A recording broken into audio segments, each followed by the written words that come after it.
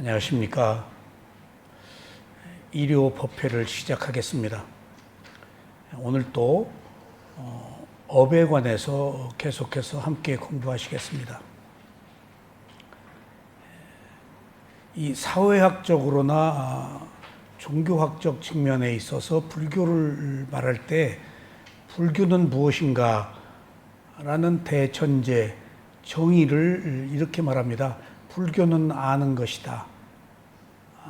상당히 명쾌한 접근이에요. 근데 이게 이제 보편적 접근이에요. 그러면은 조금 부처님의 입장에서 구체적으로 무엇을 아느냐 하는 것이 문제죠. 부처님은 붓다라고 그러잖아요. 붓다가 깨달은 자, 아는 자란 말이에요. 뭘 알아? 위없는 깨달음을 얻은 붓다라고 할 때는 쌈마 쌈붓다, 무상정등각이라고 하는데, 보통의 붓다는 무상고무화를 아는 자예요. 존재의 특성을. 생명이 가지고 있는 기본적인 특성은 무상고무화, 이 세 가지를 진리라고 그래요. 그리고 또 법이라고 그래요. 생명이 가지고 있는 특성은 무상고무화 외에는 없어요. 다 포함이 되어 있어요. 변한다, 존재하는 게 괴로움이다, 그리고 나라고 할 만한 자아가 없다. 그럼 이제 아는 자인데, 그럼 조금 더 불교적 입장에서 알려면 어떻게 해야 될까요? 아는 건 지혜예요. 모르는 건 어리석음이고. 그런데 마음이 선한 마음과 선하지 못한 마음이 있는데, 선하지 못한 마음은 탐욕, 성냄, 어리석음이고요. 그것 때문에 우리가 태어났어요. 근데 또 인간으로 태어났잖아. 그럼 관용자의 지혜도 가지고 태어났어요. 선심과 불선심을 함께. 그러면 관용자의 지혜가 있을 때는 아는 자예요. 탐욕, 성냄, 어리석음이 있을 때는 모르는 자예요. 그러니까 모르는 자에서 우리가 아는 자로 바뀌려면 어떻게 해야 될까요? 응? 있는 그대로 보는 알아차림이 있어야 돼요. 이 알아차림이 뭘까요? 업이에요, 이게. 알아차림이 업이에요. 근데 이 업이 뭘까요? 생각이 업이에요. 말이 업이고, 행위가 업이에요. 근데 이 업이 선업이 있고 불선업이 있는데, 선업은 관용자의 지혜고 불선업은 탐욕, 성냄, 어리석음이에요. 그러니까 지금 우리가 업이 아닌 게 없다라고 말할 때, 오온 중에서 식, 아는 마음과 색, 물질을 빼고 수상행위 있잖아요. 쉬운 두 가지. 수와 상을 빼고 50가지가 다 업이에요. 믿음, 알아차림, 양심, 그런 게 전부 업이에요. 근데 이 업이 선업이 있고 불선업이 있다고요. 그래서 업이 의도가 있는 행위인데 우리와 밀접한 관계가 있어요. 근데 이 업이 과연 나의 업이냐, 업 그 자체로 있느냐 하는 문제는 지혜에 관한 문제라서 일반적으로 우리가 알기가 어려워요. 오늘 여기 지금 밝히는 내용은, 야냐틸로카 스님이 밝힌 내용은 굉장히 지혜가 필요해서 이해가 하기가 어려운 업에 관해서 내용인데, 이 야냐틸로카 스님이 업을 말함에 있어서 가장 쉬운 분들의 글을 인용했어요. 그게 붓다고사 청정도론. 그러니까 경장, 율장, 논장은 부처님이 총론이고 원론적인 얘기라서 지혜가 없는 사람은 좀 이해하기 어려워요. 근데 조금 쉽게 우리들에게 풀어 설명한 게 붓다고사예요. 청정도론에. 청정도론에서 업을 어떻게 설명했는가 조금 쉬워요. 아비담만 논장에 있는 것보다도. 그리고 또 일반적으로 부처님의 가르침을 후대에 가장 알기 쉽게 설명한 것이 나가세나 존자와 미란다 왕문, 그 대담한 미란다 왕문경이에요. 거기에 부처님의 가르침이 현대인에게 비교적 상세하게 이해할 수 있도록 그렇게 풀이가 됐어요. 그러니까 두 분의 글을 많이 인용하세요. 야나틸로카 스님이. 그래 조금 이 업에 관해서 쉬워요. 복잡한 우리들이 업에 대한 것이. 그러니까 이게 오랫동안 내가 있다고 알고 살아온 사람에게 내가 없다는 것으로 접근해야 업을 바르게 이해할 수 있거든요. 그런 점에 있어서 오늘 다양한 여러 가지 주석들의 업에 관한 주석서를 함께 공부해 보시겠어요? 오늘 제목은 업과 재생이에요. 그리고 무아. 업은 지금 말씀드린 대로 모든 행위예요. 행위는 반드시 행위에 따른 과보가 있겠죠. 그러니까 그 과보로 태어난다는 얘기예요. 그래서 업과 원래 이 책은 환생이라고 그랬는데 이제 나중에 이 번역하시는 분이 재생이라고 바꿨더라고요. 제가 가지고 있는 책은 환생으로 되어 있어요. 근데 애경 씨가 나중에 복사한 건 재생으로 되어 있죠. 네. 그 초기에 이 책이 번역됐을 때는 힌두교나 대승불교 입장에서 환생이라고 쓰신 것 같아요. 나중에 이제 팔리어 어원의 뜻이 환생이란 말은 없어요. 재생이지. 그래서 재생으로 이렇게 이제 이해를 하세요. 그럼 보세요. 업과 재생. 재생은 과보예요. 그게 과보심, 잠재의식이 태어나도록 했을 때 재생한 거예요. 그걸 팔리어로는 파티산디라고 그래요. 그러니까 과거의 업, 행위를 원인으로 이번 생에 재생 연결식이 생겼죠. 이때 재생을 파티산디라고 그러고 재생 연결식이라고 하면 파티산디 위냐나라고 그래요. 이때 위냐나는 오온의 아는 마음이에요.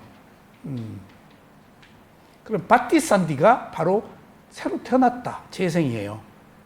근데 이게 중국에서는 이걸 재생이라고도 하지만 결생이라고도 해요. 결생심, 결생. 결생은 맺을 결자, 태어났다. 또 이 파티산디를 재생을 윤회라고도 해요. 흐른다. 공용어로 쓰여요. 그래서 육신이 다시 한 생명이 다시 육신에 들었다. 육신을 얻었다. 그래서 수태를 의미하기도 해요. 그래서 업이 선업이 있으면은 선한 곳에서 재생하고 불선업이 있으면 불선한 곳에서 재생하는 원인과 결과로 태어나는 거예요. 그걸 인연, 인과응보, 원인과 결과 전부 다양하게 쓰여요. 그래서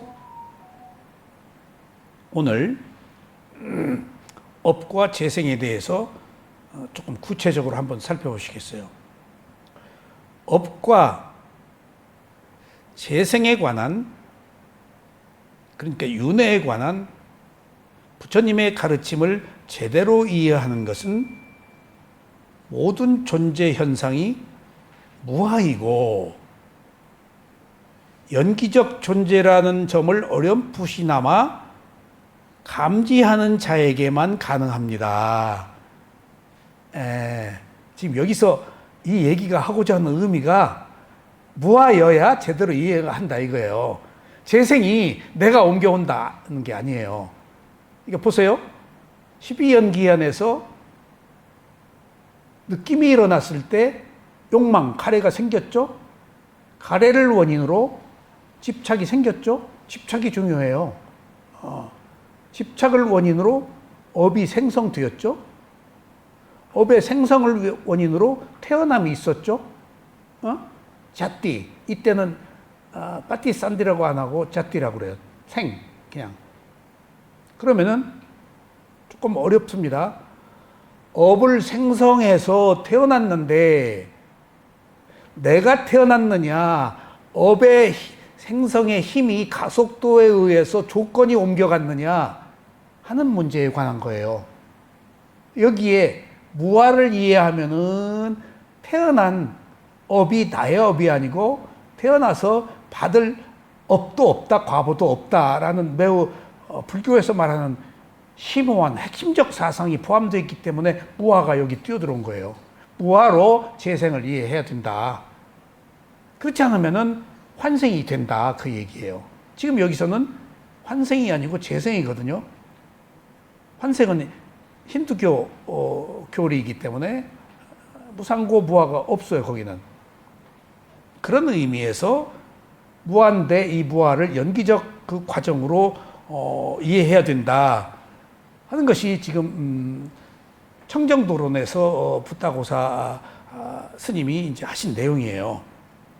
자, 붓다고사 스님이 이렇게 얘기를 하셨어요. 중생이 뭐죠? 마음이 있는 생명들, 31개의 존재 세계에 있는 생명들 통틀어서 중생이라고 그래요. 유정, 중생, 식물은 생명이 있지만은 마음이 있나요, 없나요? 없으니까 중생이 아니에요. 파장만 있어요.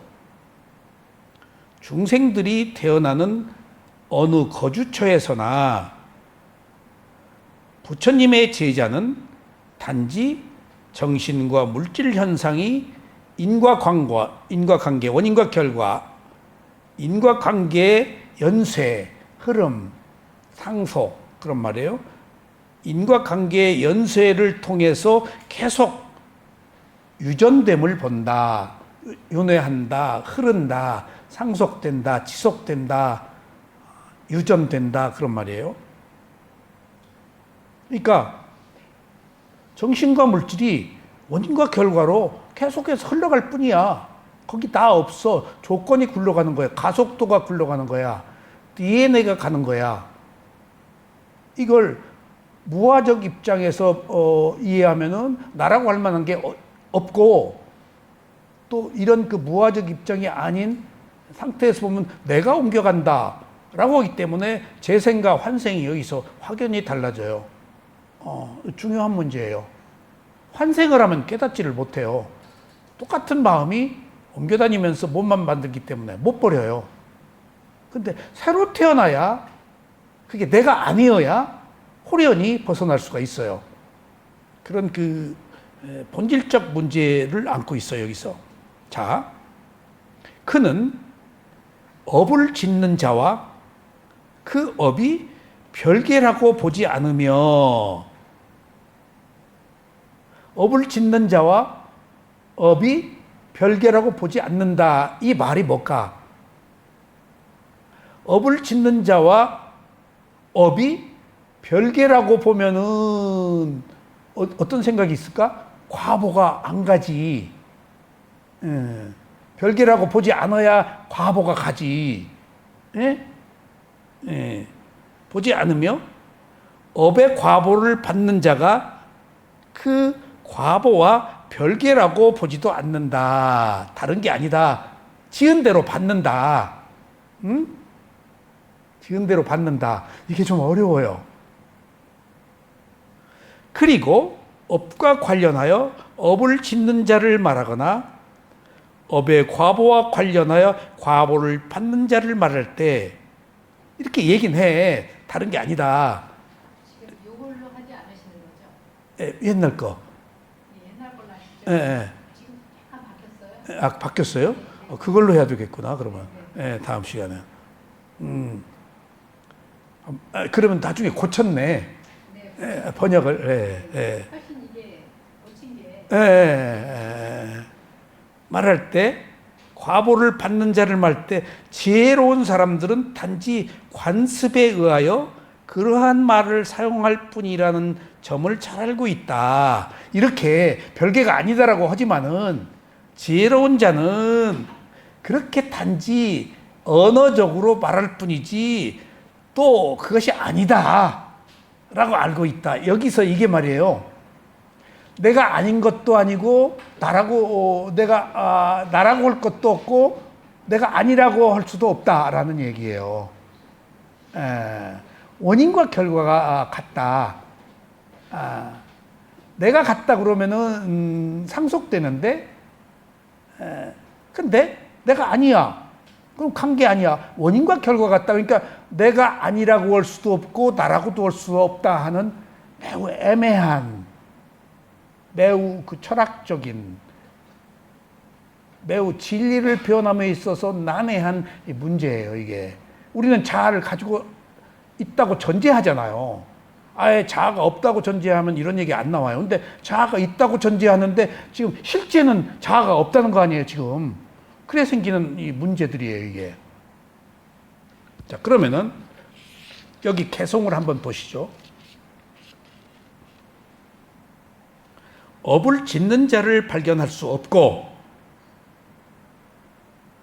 과보를 받는 자도 볼 수 없다.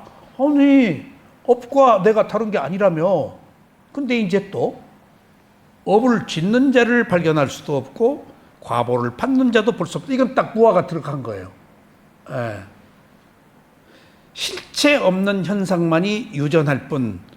그러니까 실체가 공이에요. 무아예요. 마음은 있는데 매 순간 일어나고 사라지기 때문에 나라고 할 마음은 없어. 근데 순간의 마음은 있어. 그래서 무아예요. 내가 없다가 아니고 아니다예요. 내가 없다가 아니고 있어. 그 순간은. 단지 실체가 없다 그 말이에요. 그걸 공이라고 그래요. 그러니까 주인공, 참나, 치나, 힌두교 교리거든요. 아트만 항상 한다. 그런 게 없다. 실체가. 근데 마음은 있다. 그 순간의 마음과 그 순간의 몸은. 그래서 여기서 무상고무화가 들어와야 돼요. 무상고무화가 아니면 이해가 안 돼요. 그래서 지금 모두의 무화 얘기가 앞에 지금 이끄는 거예요. 실체가 없는 현상만이 유전한다, 윤회한다, 흐른다, 상속된다, 지속된다. 그런 얘기예요. 유전한다. 제가 오늘 문득 이 유전 상속 흐름이 힌두교에서나 불교에서나 진리를 말함에 있어서는 동일해요. 윤회한다는 것이 단지 환생이냐 재생이냐 하는 차이가 있어요. 근데 여기서 본질적으로 윤회하지 않는다 라고 해버리면은 이것은 독단적 교리, 엉뚱한 사상이 되는 거예요. 함에도 불구하고 지금 일부의 위파사나 지도자는 윤회하지 않는다 그래요. 요즘에는 뭐라고 하는지 모르겠어. 농담 아니에요. 책에도 그렇게 쓰여 있어요. 꽤나 알려진 스승이세요. 활동도 많이 하고 저랑 같이 여행도 하고 같이 수행도 했습니다마는 처음부터 윤회를 부정하더라고요. 그래서 어떻게 그럴 수가 있을까? 그러니까 원인과 결과가 상속되는 게 윤회인데 그걸 어떻게 부정할? 그러면 이도 저도 아니거든요. 그래서 문득 어떻게 그런 독단적 교리가 논리가 성립될 수 있을까? 오다가 문득 그분 생각이 나서 아직도 그렇게 말하나? 그런 생각을 문득 했어요. 그러니까 이건 깨달음 이건 아니건 간에 흘러간다는 것은 윤회한다는 것은 기본이에요. 다만 같은 게 옮겨가냐 다른 게 옮겨가느냐 하는 차이는 있어도 옮겨간다는 사실은 부인할 수 없잖아요. 여기서 한 가지 더 중요한 사실은 우리는 윤회를 꼭 이거 아세요? 지금 우리는 윤회를 일생의 윤회로만 알고 있어요. 아니에요. 이 순간 윤회해요. 이 순간. 그러니까 윤회가 지금 우리는 보통 12연기를 통해서 일생의 윤회만 알고 있잖아요. 응? 태어나서 죽을 때 새로 태어난다. 저도 처음에 그렇게 알았죠. 근데 제가 미얀마에서 쇠오민에서 3년 동안 우리 우꼬달라 사야도 스승을 모시고 수행을 하면서 스승이 꼭 그러세요. 나는 매 순간 죽는다. 매 순간 태어난다. 그러니까 마음이 매 순간 같은 마음이 아니고 다른 마음이잖아요. 그러니까 순간의 윤회가 거듭되어서 한 일생의 윤회가 되는 거예요. 마지막에 죽을 때는 좀 더 확 바뀌죠. 지금은 안 바뀌는 것 같지만은 똑같은 몸, 똑같은 마음이 아니니까 지금도 바뀌고 있는 거예요. 그걸 우리 스승은 이해하기 쉽게 나는 매 순간 죽고 매 순간 태어난다. 그 얘기가 제가 교학을 하기 전에 스승한테 들은 얘기라서 지금 한순간의 윤회에 대해서 너무나 명확하게 그때 제가 알았어요. 똑같지 않구나. 보통 우리는 윤회를 한 일생의 윤회로만 하는데 그렇지 않아요. 그러니까 수행자는 이렇게 말하지만 교학자들은 한 일생의 윤회만 알고 있겠죠. 수행자는 매 순간의 윤회가 똑같이 마지막 다른 생명으로 태어나는 윤회의 어떤 과정을 거칠 뿐이에요. 근데 조금 다르죠? 한 인간의 몸과 마음을 가지고 재생하는데 마지막 죽어서는 태어나는 세계, 태어나는 생명이 다르죠. 그건 조금 큰 변화죠. 하지만은 윤회한다는 사실은 매 순간 똑같아요. 순간의 윤회와 일생의 윤회가 있다. 그렇게 꼭 이해하세요. 그래야 논리가 성립이 돼요. 죽을 때만 바뀐다? 그렇지 않아요. 지금 우리가 수행을 한다는 사실은 지금 여기서 오른발 왼발을 알아차리고 여기서 일어남 꺼짐의 호흡을 알아차리는 순간 지금 내가 느낌에서 연기가 회전하지 않았잖아요. 아직 욕망이 안 일어났잖아요. 그게 업이 사라진 거예요. 연기가 회전하지 않은 거예요. 근데 좋아하고 싫어하면 순간적으로 연기가 회전해서 내가 윤회한 거예요. 지금 당장 우리가 수행을 한다는 사실은 이 순간에 윤회를 멈추는 거예요. 좋아하고 싫어하지 않았잖아요. 그럼 연기가 회전하지 않아요. 그거예요. 그걸 죽을 때 태어나지 않는 것을 여기서 우리가 지금 경험하는 거예요. 수행으로. 좋다 싫다 안 하면은 그 순간 연기가 회전하지 않으면은 윤회가 흐르지 않는 거예요. 그걸 실제 체험하는 게 수행이에요. 자, 그래서 실체가 없는 현상만이 유전할 뿐, 흐를 뿐이다. 이렇게 보는 것이 바른 견해다. 붓다고서가 이렇게 얘기를 하셨어요. 주석서에. 업과 그 과보가 계속 유전하며 상속되고 흐르며 모든 것을 조건 지우는 종안. 이 조건이 뭐죠? 원인과 결과를 조건이라고 그래요. 이모님이 지금 여기까지 태어난 데에는 부모님으로부터 물려받은 것, 그 다음에 이모님 이전에 죽은 그 생명으로부터 물려받은 것, 태어난 이후에 이모님의 노력, 환경, 형제, 자매 간의 여러 가지 문제들, 그런 다양한 것들이 있었겠죠? 그것을 원인과 결과라고 말하고 포괄적인 의미에서 또 다른 말로는 조건들이라고 그래요. 다양한 조건들.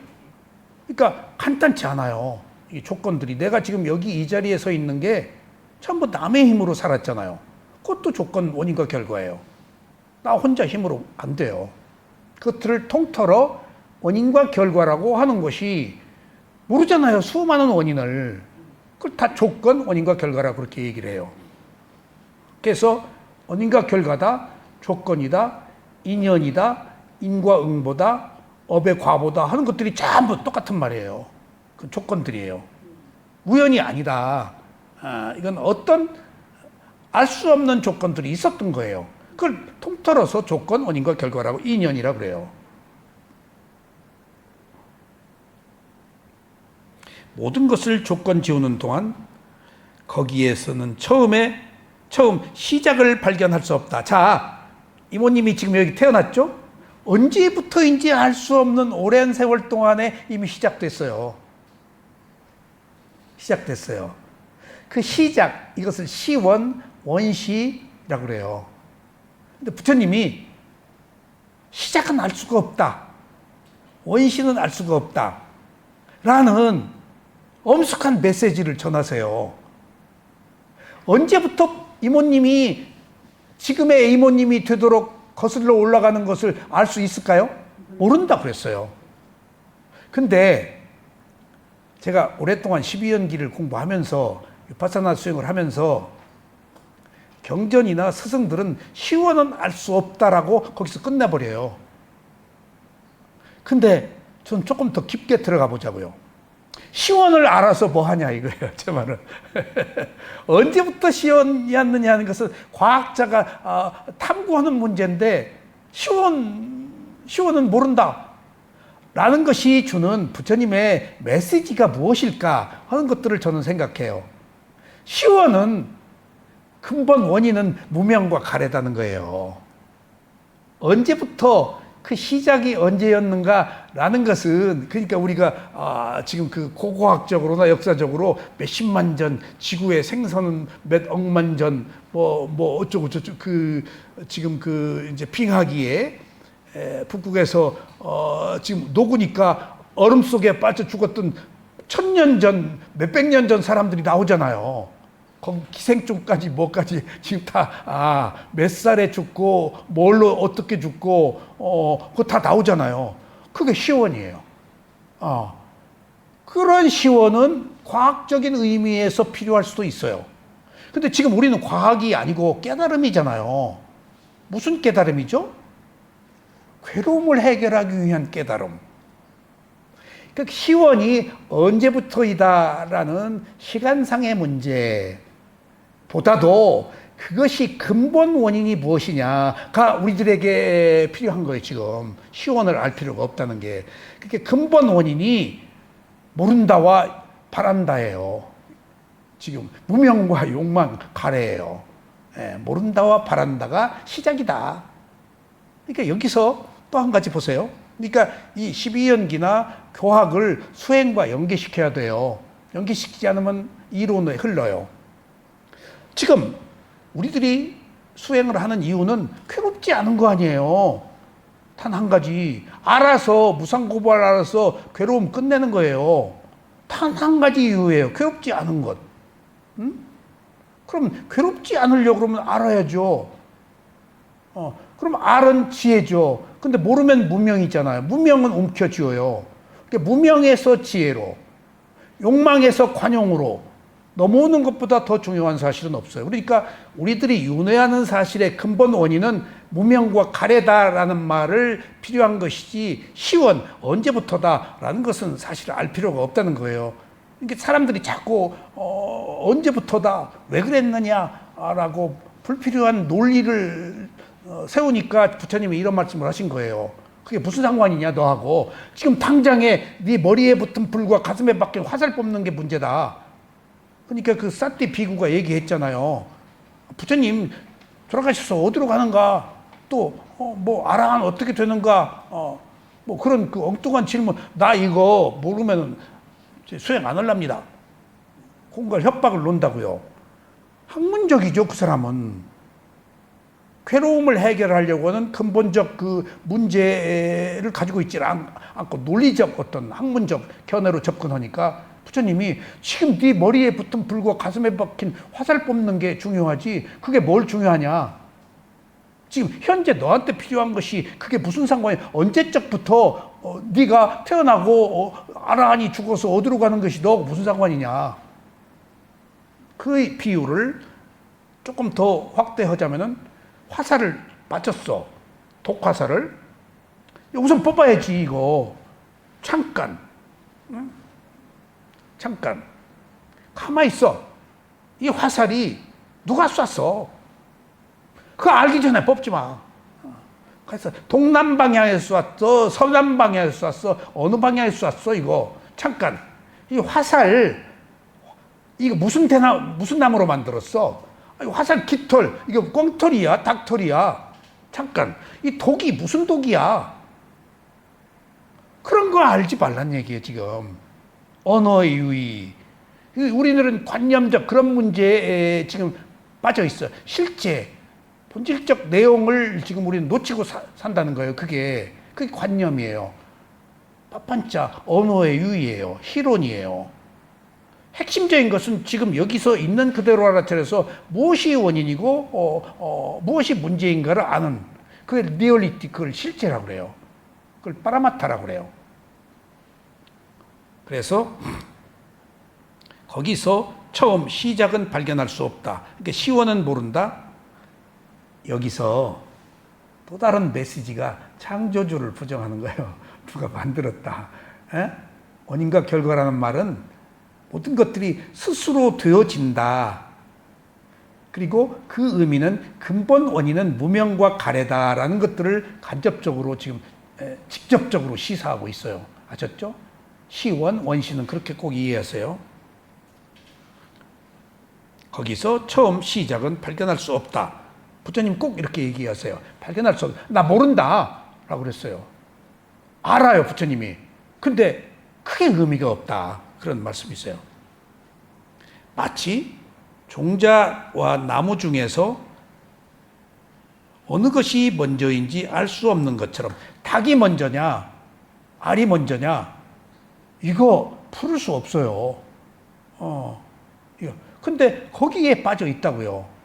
그거 어떻게 알아요? 닭이 먼저인지 알이 먼저인지. 예.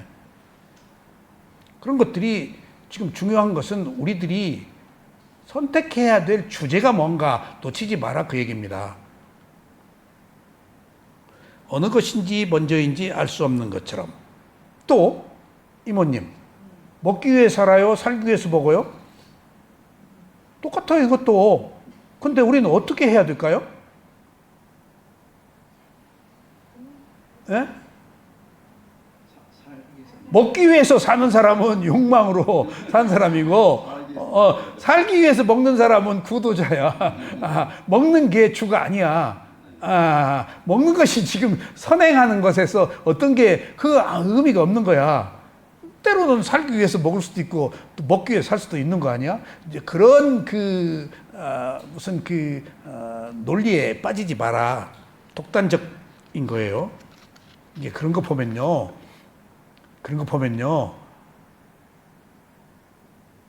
우리가 너무 독단적인 것에 매달려 있어요. 예. 제가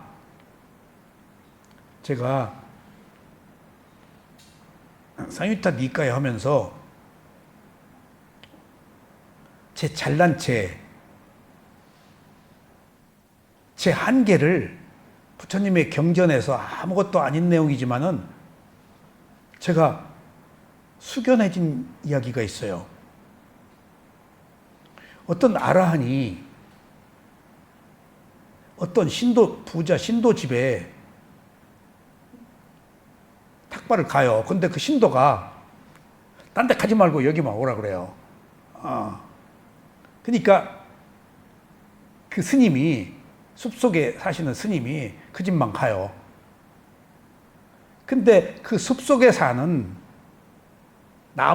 숲속에 사는 천신이, 그러니까 숲속에 부처님 말씀에 의하면 천신이 있긴 있는가 봐요. 그러니까 그 사천왕천에 못 올라가고 그 천신도 급이 낮아가지고 못 올라가고 우리들하고 사는데 바위나 나무에 산대요. 그런 얘기가 자주 나오는 거 보니까 진짜 산에 천신이 있으니까 산에 갈 때 앞에서 기도하고 가세요. 이렇게 한번 절 한번. 옛날에 우리 황선학교 선배가 그랬다니까. 앞에 가서 꼭 기도를 하고. 그래서 그거 뭐예요? 했더니 나 꼭 절하고 올라간다. 그때 우습게 알았어요. 지금이라도 그러니까 그게 천신이야 이제. 근데 그 숲속의 신이 그 비구한테 훈계를 해요. 너 팥방구리 쥐뜯을 기회 그 집만 가냐. 그러니까 천신이 아라한이라서 집착이 끊어진 사람인데 천신이 낮은 단계이기 때문에 아라한의 정신 상태를 모르는 거예요. 그리고 잘못된 훈수를 두는 거예요. 그런 대화를 통해서 제가 서정범 교수하고 무속 공부를 5년간 했잖아요. 그래서 어느 정도는 무속 세계를 알아요. 그 사람들이 왜 무속이 됐는가. 거기서 제가 크게 깨달은 바가 있어요. 그 경전의 그 내용 하나로 샤먼들이 말하는 입신해가지고 이야기를 하잖아요. 두 가지예요.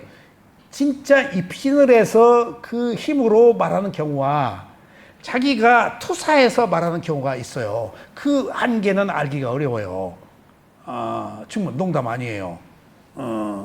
근데 몸주가 입신을 해서 말을 했다 할 경우에 몸주의 수준이 그러니까 아라한을 몰라본 그 천신이 아라한한테 훈계했듯이 그 만신들의 그 입신한 그 수준이 어느 정도냐에 따라서 하는 얘기의 내용의 결과가 다르다고요. 이게 믿을 게 못 되는 거예요. 솔직히 이게 믿을 게 못 되는 거예요. 그리고 거짓말하고 또 자기가 지어내서 말할 수도 있어요. 그리고 그 입신한 사람이 지금 샤만의 마음속에 입신할 정도의 수준이라고 한다면은 높은 품격 있는 천신은 아니라고요. 그러니까 맞을 수도 있고 안 맞을 수도 있지만은 그런 것들에 매여서는 안 되겠구나 하는 정신이 번쩍 났어요. 제가 다소는 신뢰했거든요. 제가 아이고 큰일 날 뻔했다 내가. 그러니까 퍼센테이지를 조금 더 주었는데 이거 믿을 거 못 되네. 어차피 가변적이고 어차피 예언이 70% 맞으면 다 맞는다고 그러는데 가변적이잖아요. 근데 그렇게 슴뻑슴뻑 얘기하는 게 자기 말도 들어갈 수도 있고 또 수준 낮은 사람이 하는 얘기일 수도 있고 그것 자체의 의미를 두지를 말아야 되겠구나.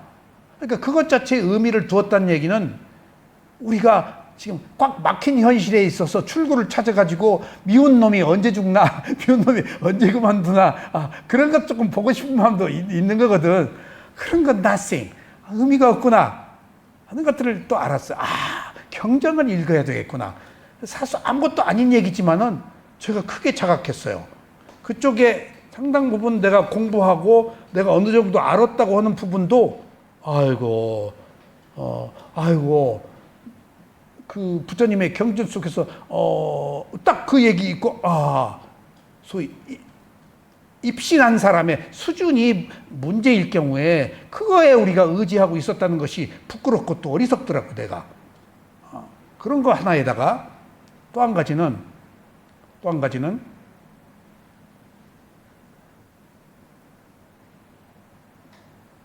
부처님이 깨달음을 얻는 과정을 경전에서 희열, 평온, 희열, 수카, 행복, 평온, 그 다음에 위목과 해탈 4단계로 나누었어요. 이게 다 달라요. 경전마다 어느 것은 10단계로 나누고 7청정과 16단계로 나누고 칠각지에서는 깨달음 빼고 7가지로 나누고 그때마다 조금씩 내용이 달라요. 근데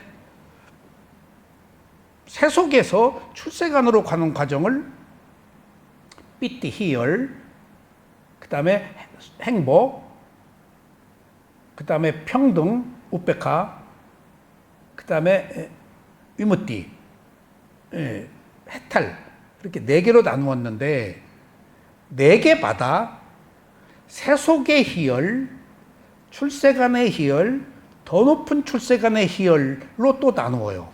그렇게 해서 올라간다. 세속에도 희열이 있다. 출세간에도 해탈이 있다. 힌두교도 해탈하거든요. 불교 해탈과 달라요. 그러니까 힌두교에도 윤회 있는데 불교 윤회가 달라요.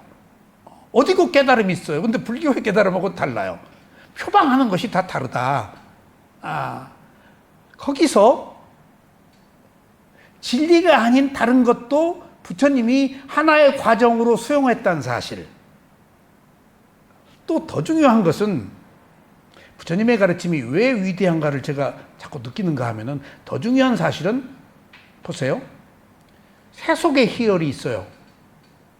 근데 출세간의 희열이 있어요. 이건 선정이에요. 거기 이선정까지. 그러니까 일으킨 생각이 지금 업이거든요. 위닦아 위자라가 그러니까 한 생각 알아차렸다 그 말이에요. 그래서 위닦아 위자 숙고했다 그 말이거든요. 한 생각을 알아차려서 숙고했다. 쉽게 말하면은 알아차림이 지속됐다 위파사나란 말이에요. 알아차리고 분리해서 그냥 위닦아 위자라는 분리는 없지만은 근데 위파사나에서는 같은 알아차림에도 분리해서 알아차렸다. 하나가 되지 않고 숙고했다. 계속해서 알아차렸다. 그 똑같은 동의어인데 세속의 희열과 출세간의 희열은 선정을 출세간의 희열로 집어넣었어요. 그 다음에 더 높은 출세간은 위파사나예요. 그러면은 제가 그걸 2주 동안 고심했어요. 나는 여지껏 선정은 세간, 31개의 존재의 세계에 세간이라고 말했는데 내가 여지껏 틀리게 말했네? 이거 완전 사기쳤네? 부처님의 경전에 수념초에 그게 있어. 선정을 출세간이라고 딱. 이상하다. 그냥 온갖 책을 다 뒤져봤어요. 그게 어디 나왔겠어요. 붓다고사 청정도론도 여기 뒤집어 저기 뒤집고 이런 말이 어디 있겠냐고요. 나는 31개의 존재의 세계가 윤회하는 세계, 색계 무색계가 존재의 세계야. 근데 그건 선정의 세계거든. 그걸 출세간이라고 그랬네. 발리어로 선정이 뭐예요? 예? 발리어로 사마타. 사마타.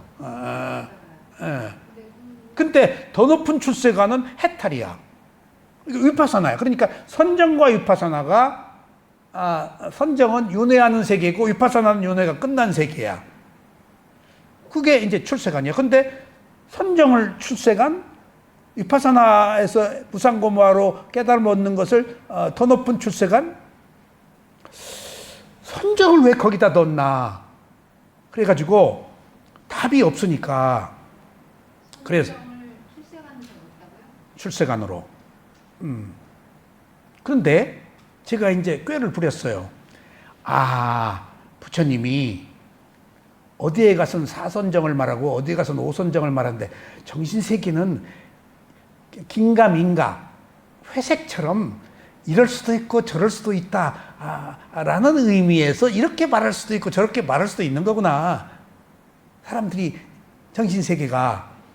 그런데 그래서 내가 문득 꾀가 생각났어. 무지개가 보남파초 노주빨이 색이 경계가 없이 서로 얽혀 있듯이 선정이 세간도 되고 위파선도 된다. 그 보남파초 노주빨의 생각이 이렇게 붙어서 이렇게 조금 다소는 경계가 모호하듯이 그런 의미에서 이렇게 나눴다. 그거밖에 없어. 여기서는 내가 여지껏 법문하면서 선정이 세간 31개의 존재의 세계에서 윤회하는 것이라 그러고 그 해탈은 위파사나라고 말을 했는데 분명히 부처님이 세간의 희열과 선정에서 얻는 희열을 출세간의 희열이라고 계속 숙하, 행복도, 평등도 전부 선정에서 오는 것을 출세간이라고 했는데 이게 뭔가 그래서 답을 못 얻고 담마키티 스님한테 전화를 해봤어. 가끔 내가 전화해서 답을 얻어요. 통화가 안 되네. 또 해도 안 되고 어떤 때는 잘 되는데. 그래서 법문하러 오다가 또 했어요. 그간에 말을 실수했으면 조금 번복하려고 내가 미안하다. 담마키티 스님한테 내가 수념처 지금 강의를 하는데 선정을 부처님이 출세간이라고 그러고 위파사나를 더 높은 출세간이라고 그러는데 선정은 31개의 존재의 세계의 세간인데 왜 그랬냐? 담마키티 스님이 뭐라고 그랬게? 거기서 부처님의 위대함을 내가 알았어요. 부처님의 가르침을 어떻게 받아? 당시의 인도에서는 세속과 출세간밖에 없었는데 부처님은 더 높은 출세가는 사람들이 몰라. 대중들에게는 선정이 출세간이라고 브라흐만들은 알고 있는 거예요. 색계 무색계가 범천이니까 그 두 개밖에 없으니까 깨달음을 얻어서 윤회가 끝난 세계는 인도 사회에서 모르니까 대중들에게 설할 때 편의상 그들이 선정을 출세관이라고 알고 있기 때문에 그 사상을 존중하고 그렇게 얘기하신 거예요. 그러니까 부처님이 거기서 다른 경우에도 효미 씨가 나한테 질문을 하죠. 틀렸어, 너 어디서 그따위 얘기를 해? 부처님은 안 그런다는 거예요. 아, 그랬어? 그랬구만 하고 그걸 받아들이고 한 스텝, 반 스텝 거기서 업그레이드 해가지고 알려준다는 거예요. 부처님이 경전에서 배울 수 있는 게 그거예요. 누가 질문하면 그 쓸데없는 소리 하지 마, 개소리 하지 마 그런 얘기 안 하시고 받아주어요. 왜? 지금 우리가 아는 거잖아요. 지금 어리석음과 지혜의 관계에 있어서 어리석음을 깨치고 지혜로 가기 위해서는 그 사람 몰라서 그런 것을 존중해줘야 너 틀렸어 라고 하면은 그 사람이 알 기회를 박탈하는 거 아니에요.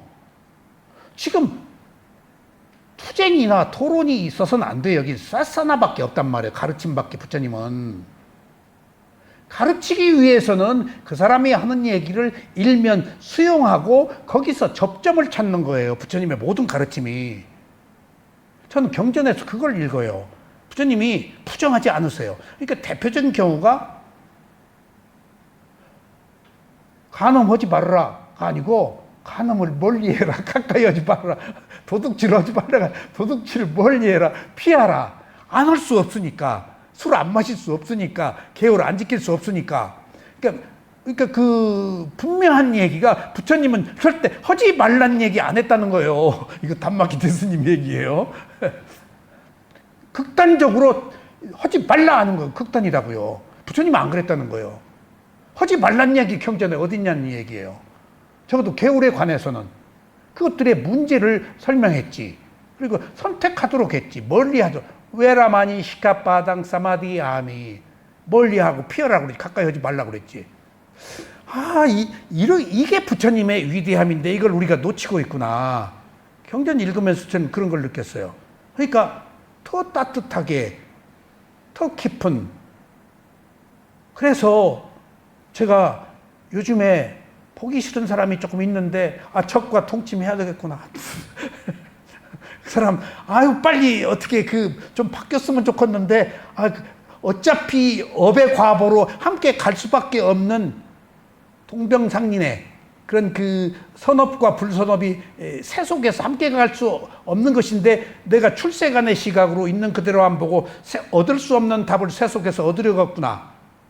말로는 그렇게 하면서도 실제 내가 누구 미워하고 없어지기를 바라고 그러고 있는 이중적 현실을 내가 발견했다고요. 내가 깨달은 자가 아니니까, 바라하니 아니니까. 어? 청정도로 요새 부산에서 예. 청정도로는 지금 이제 개정해야 돼요. 예. 청정도로는 전체적인 얘기를 요약하면 다 뭐 개정이에요, 그게. 지금 개에 대해서 얘기를 하는데 그 개의 종류도 엄청나요. 막아서 보호한다요. 우리가 보면 그렇게 합차는 계율에서부터 예. 지금 이렇게 도가를 성취해서 예.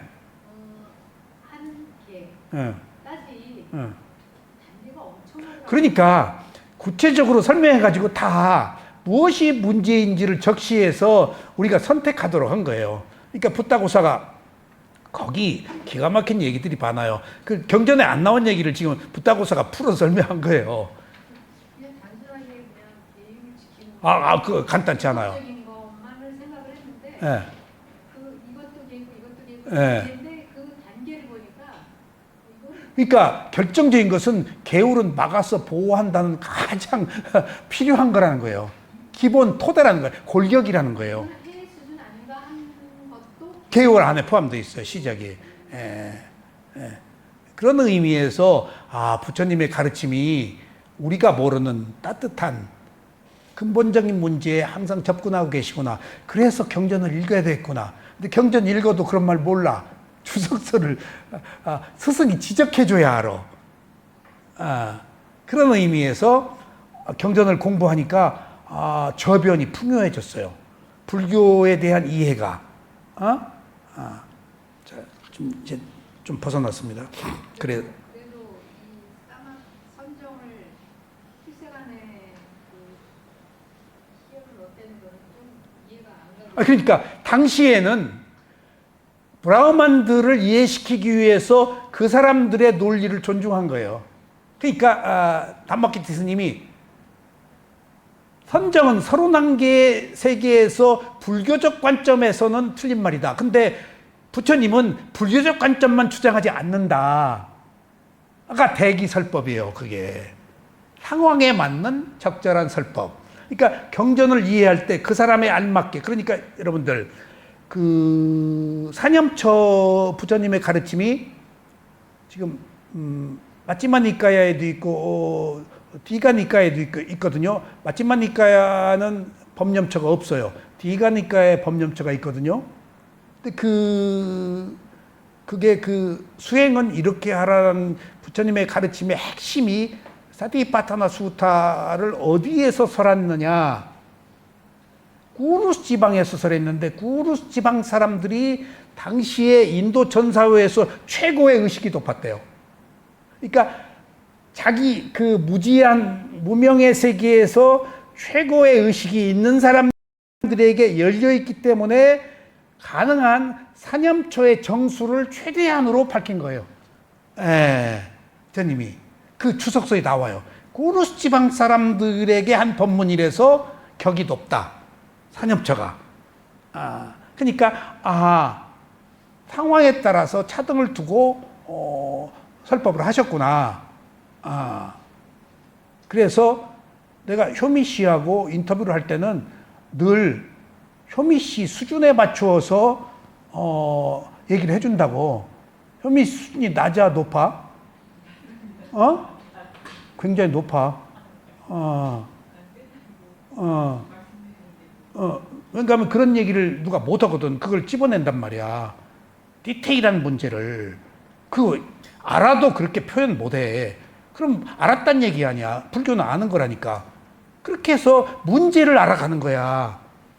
문제를 알아가는 거야. 그 문제가 무상고모아예요. 안 좋은 것들이야, 문제가. 그게 무상고모아예요. 그게 이제 알아가는 거예요. 그러니까 누구나 싫어하는 게 무상고모아예요. 근데 그게 최고의 진리란 말이에요. 무상고모아가 별로 재밌는 거 아니라는 사실이 중요해요. 무상, 변하는 게 뭐 좋아요? 두려움이지. 그래서 마치 종자와 나무 중에 계란과 닭, 이 어느 것이 먼저인지 알 수 없는 것처럼 어떤 신이나 범천도, 여기서 어떤 신이나 범천도, 신이 뭐죠? 욕계천신. 범천은 색계 부색계. 신이 있어요. 근데 창조주 신이 아니고 천상에 사는 신을 천신이라고 그래요. 어떤 신이나 범천도 이 윤회를 만들었다고 할 수 없다. 원인과 결과로 일어나고 사라지면서 상속되기 때문에, 어떤 굴러가기 때문에, 자칫 눈덩어리가 굴러가듯이 업이 굴러가기 때문에 여기에 누구도 개입하지 못한다. 부처님도 단 한 사람도 내가 깨달음을 얻게 하지 못했다는 얘기가 그 말이에요. 깨달음을 얻게 했으면 부처님이 거짓말이에요. 남의 업에 개입할 수가 없어요. 자체적인 거예요. 그럼 부처님은 뭐 한 분이야? 스스로 선택하는 방법을 이야기한 분이야. 원인과 결과로. 그리고 알아차려서 탐진치를 제거하는 방법을 얘기했지. 직접 그 사람에게 머리 열고 집어넣어 줄 수는 없다고. 업이니까. 누구도 개입 못하니까. 그런 의미에서 누구도 한 인간의 삶에 개입할 수 없기 때문에 개입하는 신은 없다. 현상계 질서가 개입한다. 원인과 결과가 개입한다. 조건이 개입한다. 그런 의미예요. 실체가 없는 이 윤회를 만들었다고 할 수 없다. 실체가 없는 현상이 모든 조건에 의해 유전할 뿐이다. 실체가 없다. 참나 주인공이 없다. 그리고 원인과 결과라는 조건에 의해서 흘러가고 있을 뿐이다. 물줄기가. 미란다 왕문경에서 미란다 왕과 나가세나 장로는 다음과 같이 대화하고 있습니다. 지금은 이제 붓다고사 얘기고 지금 미란다 왕문경 조금 더 쉬워요. 더 재밌어요. 이제 미란다 왕이 물었어요. 나가세나 존재한테. 스님, 다시 태어난다고 하는데 무엇이 다시 태어나는 말입니까? 좀 쉽잖아요. 왕이시여, 대왕이시여. 이 사람이 밥을 그냥 말로 먹는 사람이에요. 밥을.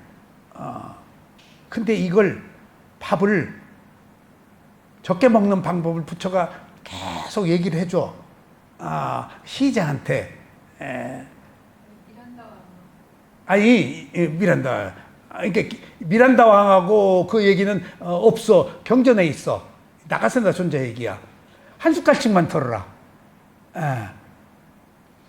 부처님이 미란다 왕 한 숟갈씩만 털어라. 그리고 이제 미란다 왕 시자한테 개성을 외우도록 했어. 그리고 개성을 외우면 금어 한 입을 꼭 주도록 했어. 그렇게 해가지고 한 숟갈씩 줄이기 시작했어. 그래가지고 그 대식가가 밥 조금으로 줄였어. 예?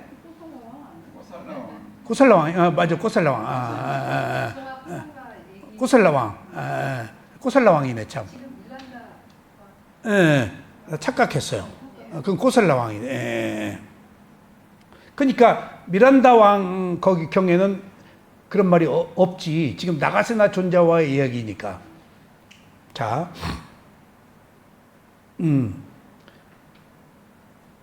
왕이시여, 그것은 정신적 현상과 물질적 현상의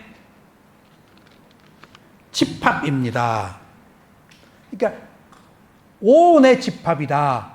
여기서 집합은 무덕이다, 덩어리다, 그런 의미야. 그게 가지고 있는 의미가 굉장히 중요해요. 그래요? 뭐가 다 태어나? 오온이, 명색이, 무더기가 태어난다. 내가 태어나는 게 아니다 그 말이야 여기서는. 그래요 스님? 그것은 현재의 명색과 동일한 것입니까? 지금 그러면 과거의 명색이 현재로 왔어. 동일한 겁니까? 아닙니다. 현재의 명색이 선업과 악업을 짓고 그 업에 따라 새로운 명색이 다시 태어나게 되는 것입니다. 바꿔 얘기하면은 과거의 명색이 정신과 물질이 어떤 행위를 했는가에 따라서 현재가 있어. 같아? 같지 않아.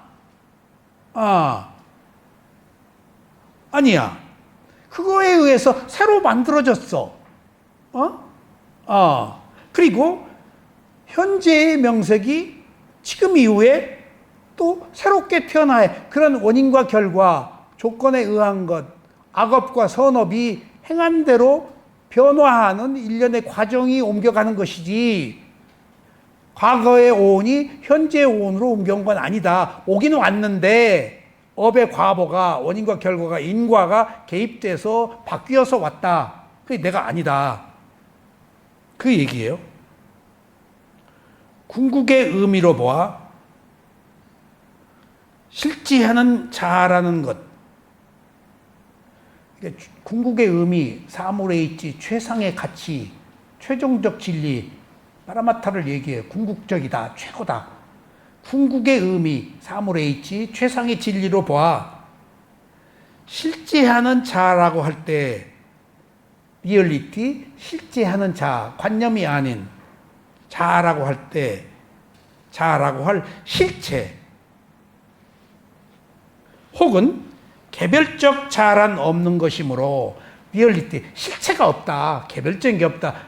개야, 지나, 참나, 개야라고도 얘기해요. 그게 개별적 자, 주체, 주인공, 그런 거 없다. 조건들이, 그래서 앞에 집합, 무더기들이 모여서 조건에 따라서 흘러간다란 말이 무더기가 들어가야 돼요. 명색에 온이 들어가야 돼요. 개별적 자아란 없는 것이므로 우리는 사실 그런 것들이 재생한다고 말할 수 없습니다. 윤회한다고 말할 수가 없습니다. 어느 한 명색의 과정이 죽음에 의해서 단절되지만은 어느 한 생명이 죽음에 의해서 이모님이 과거에 한 생명이 죽어서 이모님으로 태어났어 지금. 과거에 이모님이 죽은 그 사람은 뭐라고요? 건다빠. 건달. 확실치는 않은데 건다빠가 건다빠에서 요래했지 않겠는가라는 그 글이 있어요. 우리나라 말에 건달이 있으니까. 어느 한 명색이 과거의 죽음에 의해 단절되었지만은 죽었단 말이에요. 그 후 즉시 다른 어딘가에서 어김없이 그 인연에 따라 계속 이어질 뿐이다. 과거에 죽은 사람하고 지금 이모님하고 이어져는 왔는데 같냔 말이에요. 누군지 모르겠지만은. 근데 상당히 같아요, 이모님이. 그 지금 미술 실력은 어디서 나왔냐고. 그거 건다빠한테서 나온 거예요. 전혀 아니라고도 못해. 이것이 문제라니까. 같지도 않은데 아니라고도 못한다는 거예요. 지금 여기서 원인과 결과가 옮겨왔다는 거예요. 핵심은. 연기가 회전왔다는 거예요. 무명과 욕망이 조건에 따라서 흘러왔다는 거예요. 거기 나는 아니다는 거예요. 그러니까 지금 보세요. 이번 생에 업을 생성했죠? 다음 생에 태어나요. 내가 태어난 게 아니고 생성한 업력이 가속도가 붙어서 떠밀려서 조건에 의해서 태어났다 이거예요. 흘러갔다는 거예요. 흘러갔다는 거예요. 그냥 왜? 내가 다 원하고 있잖아요. 원하지 않으면 안 돼요. 이모님 다 원해서 한 거예요. 예? 미업, 미술 회장도 뭐 그림 다 원해서 했어요. 여기 나오는 거 지금 조카 때문에 나와요? 원해서 나와요? 지금 원했어요. 조카 때문에 나온 것 같은데. 예. 그렇죠? 다 원해서요. 싫은 거, 자살은 지금 원해서 죽어요? 안 원해서 죽어요? 원해서 죽어요. 어리석기 때문에. 이게요, 지금 풍요한 상태에서 나이가 먹고 그러면요, 지금 활력이 떨어지는데 할 게 없어지면 무료해져서 우울증에 걸려서 죽으면 좋겠다, 죽으면 좋겠다, 죽기를 바라요. 그래서 자살해요. 지금 뭔가 열심히 해야 돼요. 뭔가 하나.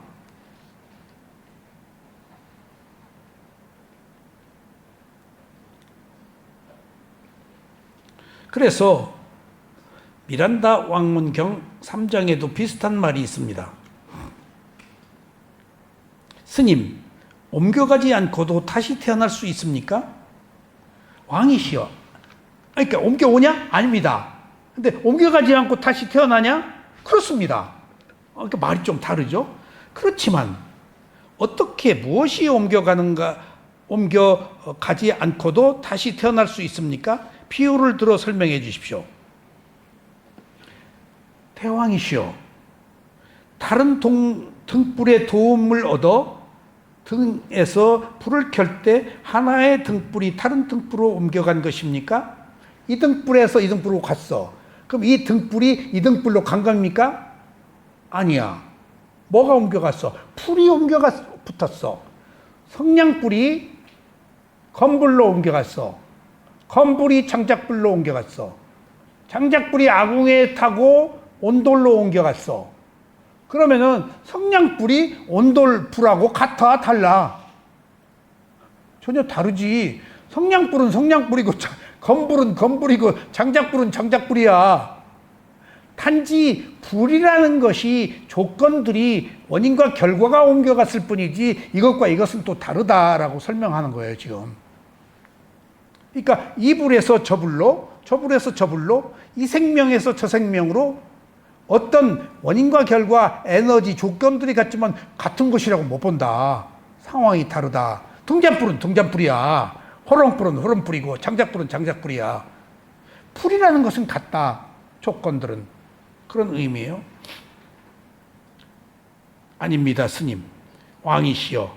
바로 그것처럼 옮겨감이 없이 다시 태어날 수 있는 것입니다. 그러니까 보세요. 여기서 이모님한테 제 소리가 옮겨갔죠? 지금 소리는 여기서 제가 말을 했어요.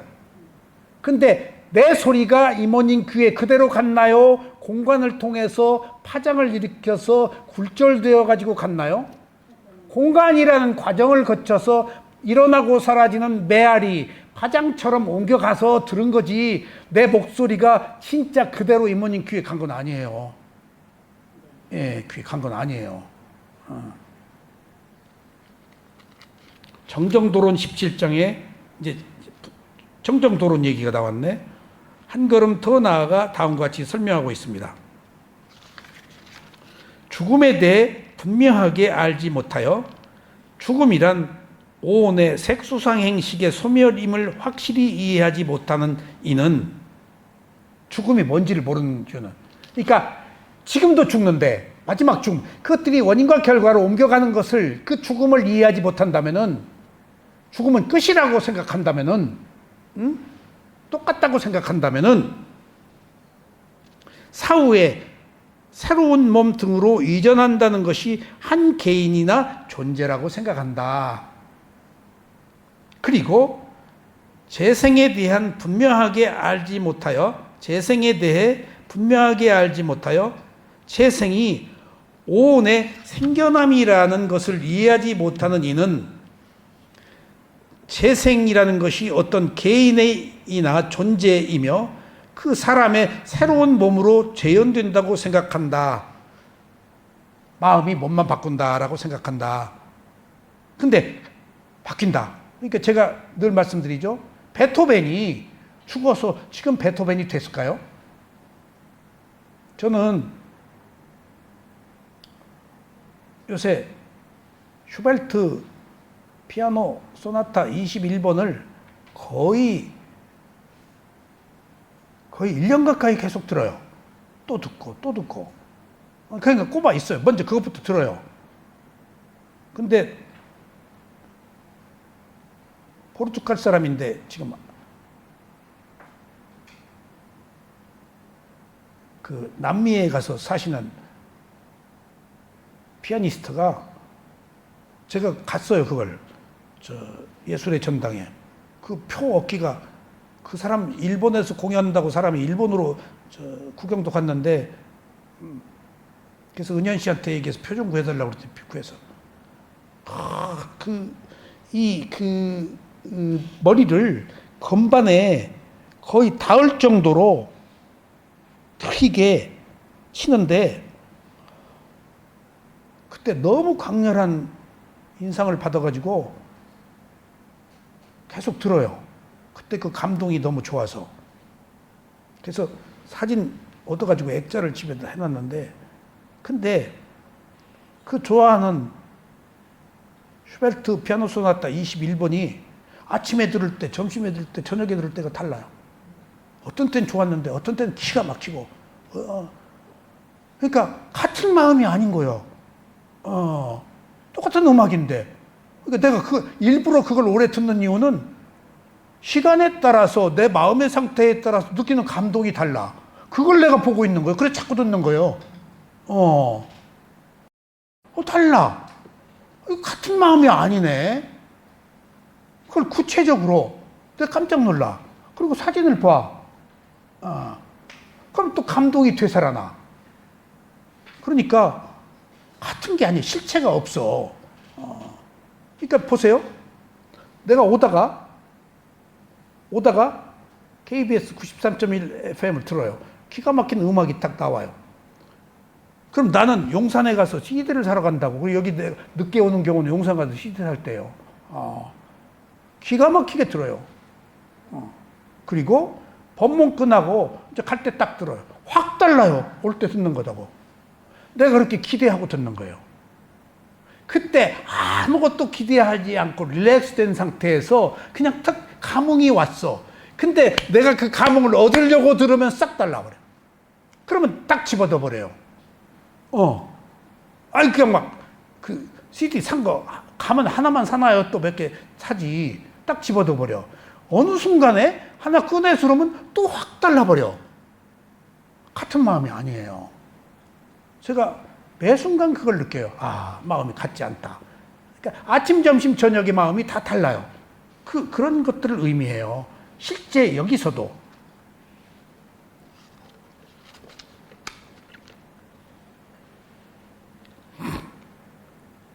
그 사람이 새로운 몸으로 재현한다고 생각한다. 재생의 반복적인 윤회, 원래 윤회를 쌈사라라 그래요. 바티산디도 재생, 윤회란 말 쓰지만 정확한 의미에서 윤회는 쌈사라 그래요. 그 의식의 산타나, 의식이 옮겨간다라는 말로도 쓰고 다양하게 표현해요. 반복적인 윤회에 대해서 분명하게 알지 못하는 이는 정말 어떤 개인이 이 세상에서 저 세상으로 또 돌아다니고 저 세상에서 이 세상으로 온 것이라고 생각한다. 은하철도 999처럼. 근데 조건들이 옮겨갔을 뿐이에요. 그리고 존재 현상에 대해서 분명하게 알지 못하는 이는 그 현상이 그의 자아나 자아에 속하는 무엇이라고 생각하거나 뭔가 변함없고 즐거운 것이라고 생각한다. 존재 현상이 인연에 따라 생겨났다는 것, 또한 무명에 인연하여 업이 생겨났다는 것을 분명하게 알지 못하는 이는 이해하거나 이해하지 못하는 자, 행위를 하거나 행동하는 자, 새로운 존재로 다시 태어나는 것을 모두 자아라고 생각한다. 그러니까 어쩔 수 없어. 우리는 내가 있다라고 필요에 의해서 너나 한 것을 진짜 나로 알고 있는 거예요. 그게 관념이에요.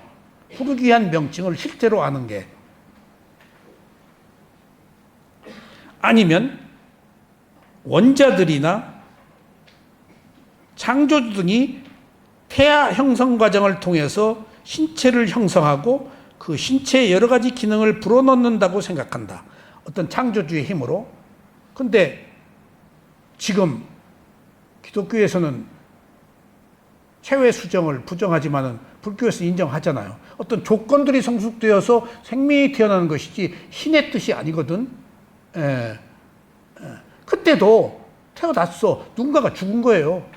근데 자꾸 실패하는 것은 그 순간 거기 들어갈 놈이 안 죽은 거예요. 인간이, 생명이. 인간뿐이 아니지. 어떤 생명일지 모르지. 천시인지 축생인지. 하여튼 죽어야 생긴다니까. 원인과 결과로. 그래서 우리들의 문제는 어제 오늘의 문제가 아니에요. 그러니까 이건 풀기가 어려워요. 그래서 어떤 잘못들을 미워하거나 단죄하면 안 돼요. 그도 어쩌지 못해서 그런 거예요. 그도 선택받았어요. 그가 원해서 된 거 아니에요. 그냥 받은 거예요. 그러면 지금 내가 이것을 안다면 지금 이후의 생명에게 좋은 것을 물려줘야 되지 않겠어요? 내가 아니라고 하더라도. 저는 그런 생각을 가지고 있어요.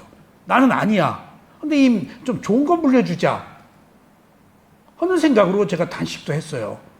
너무 젊은 날 혈기 때문에 술만 퍼먹어가지고 위장 버리고 못 버리고 다 버려가지고 이게 몸이 무슨 고생인가 라는 자각이 일어나서 몸 좀 배려하자라고 농담 아니라 단식을 다 했다니. 이거 수행하기 전에 좀 아파서 하기도 했지만은 지금 그 정신이 저에게 지금도 있어가지고 지금 이후에 내가 나 아니지만은 나로 인해 생긴 생명이라면은 좀 좋은 습성, 좋은 지혜, 좋은 환경을 물려주자 하는 게 도덕적인 거예요. 이게 청정과 계율이에요. 이거 그런 마음 먹어야 복 받지 않겠어요? 이모님. 괜찮은 생각이에요? 자화자찬. 예? 맞아요.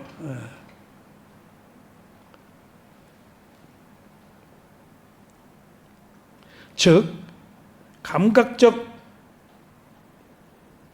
인상을 받아들여 느끼고 욕망을 일으켜서 집착하게 되며 또 다시 다른 생으로 태어나는 것이 바로 자아라고 생각한다. 그렇지 않으면 모든 존재들이 우연으로 말미암아 생을 살게 된다고 생각해 버린다.